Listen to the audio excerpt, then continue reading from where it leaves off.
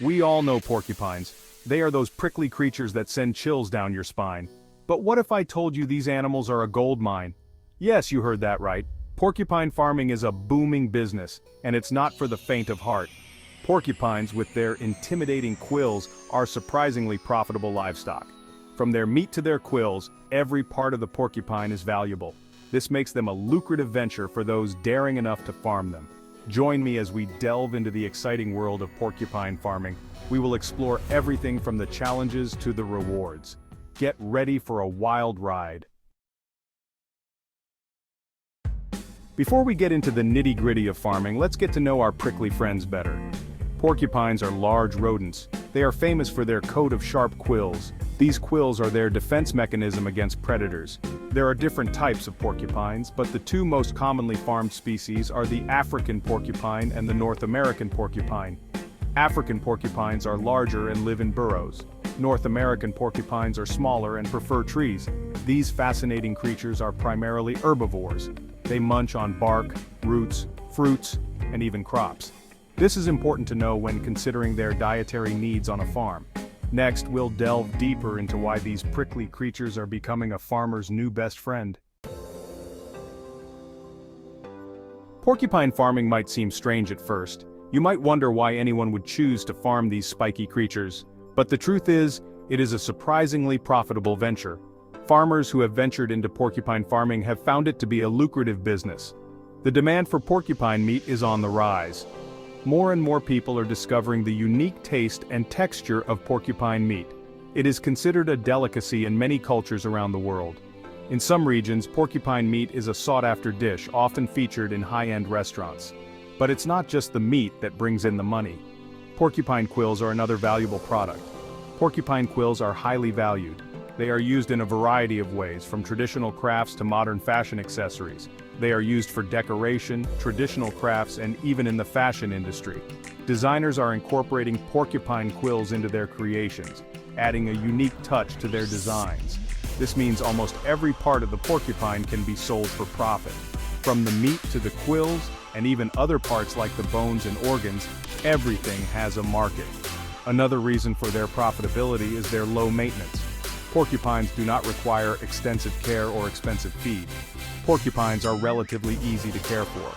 They are not picky eaters and can thrive on a variety of foods, making them cost-effective to raise. They are hardy animals that can adapt to various climates. Whether it's hot or cold, porcupines can survive and thrive, reducing the need for special housing or climate control. This makes them a good choice for farmers in different regions. Whether you are in a tropical area or a temperate zone, porcupines can be a viable farming option. And let's not forget, their natural defense mechanism keeps predators away, saving farmers a lot of trouble. The quills act as a deterrent, ensuring that porcupines are less likely to be attacked by predators, which means fewer losses for the farmer. Now let's not get ahead of ourselves. Raising porcupines might seem like an exciting venture, but it's important to understand the challenges that come with it. While porcupine farming offers lucrative opportunities, it's not without risks. The allure of high returns can sometimes overshadow the potential dangers involved. Remember those quills we talked about?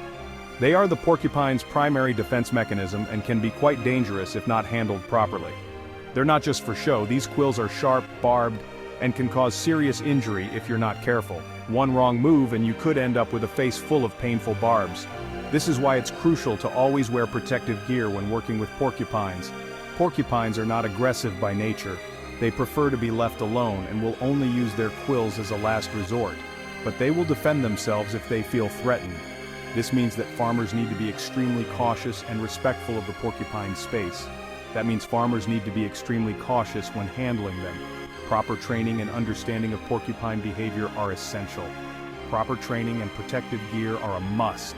Farmers should undergo comprehensive training sessions to learn the best practices for handling these unique animals.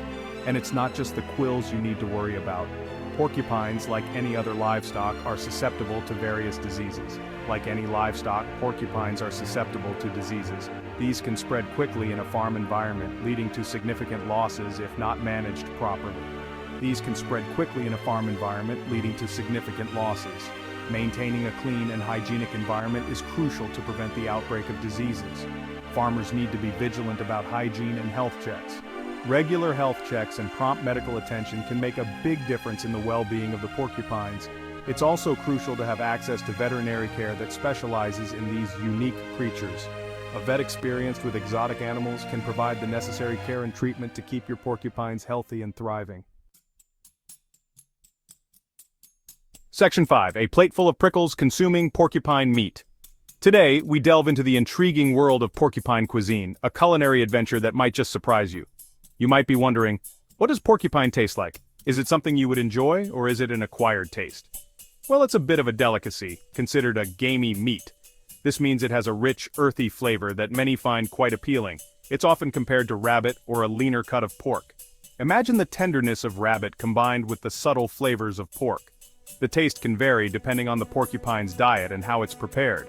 A porcupine that feeds on a variety of plants and fruits will have a different flavor profile than one that eats mostly bark and leaves. In some cultures, porcupine meat is roasted over an open fire. This method imparts a smoky flavor that enhances the natural taste of the meat. In others, it's slow-cooked into stews and curries. These dishes allow the meat to absorb a variety of spices and herbs, creating a complex and satisfying flavor. The quills are removed before cooking, of course. This is a meticulous process that ensures the meat is safe and enjoyable to eat. The meat is said to be high in protein and low in fat. This makes it a healthy option for those looking to maintain a balanced diet. Now, I know what you're thinking. Isn't eating porcupine dangerous? The idea of consuming an animal known for its sharp quills might seem risky. The truth is, as long as it's sourced from a reputable farm and cooked thoroughly, it's perfectly safe. Reputable farms ensure that the porcupines are raised in healthy conditions and are free from diseases. But remember, it's always a good idea to try a small amount first, just in case you have any allergies. This is especially important when trying any new type of meat for the first time. For those adventurous enough to try, porcupine meat can be a delightful addition to your culinary repertoire. Whether you enjoy it roasted, stewed, or in a curry, it offers a unique taste experience. So, gather your friends, prepare a porcupine dish, and embark on a gastronomic journey that few have experienced. Who knows, it might just become your new favorite delicacy. Section 6. Beyond the dinner plate, medicinal uses of porcupine. Porcupines aren't just a source of food. Their bodies hold medicinal value as well. This is something that has been known in traditional medicine for centuries. In some cultures, porcupine organs are used to treat a variety of ailments. For example, porcupine bezoars, which are masses found in their stomachs, are believed to have healing properties. These bezoars are highly sought after and can fetch a high price in certain markets. However, it's important to remember that these traditional medicines are not always backed by scientific evidence. It's crucial to consult with a healthcare professional before using any animal products for medicinal purposes. Section 7. The future of farming sustainability and ethical concerns. As with any type of farming, sustainability and ethical treatment are hot topics in the world of porcupine farming. With the increasing demand for this unique meat, it's crucial to ensure that farming practices are both humane and environmentally responsible. This means providing adequate space for the porcupines to roam and forage, as well as access to clean water and a healthy diet. It also means ensuring that the animals are handled with care and that their quills are harvested humanely. Consumers are becoming more aware of where their food comes from and how it's produced. Therefore, sustainable and ethical porcupine farming practices will be key to the long-term success of this industry. Section 8. Conclusion. Weighing the pros and cons of porcupine farming. So, there you have it. Porcupine farming is a wild ride, full of challenges and rewards. It's a business venture that requires courage, knowledge, and a strong stomach. While the profits can be tempting, it's essential to weigh the risks and ethical considerations carefully. The welfare of the animals should always be a top priority, and as with any adventure, thorough research and careful planning are key to success. Will porcupine farming become the next big thing? Only time will tell. But one thing's for sure, it's a business that's certainly not for the faint of heart.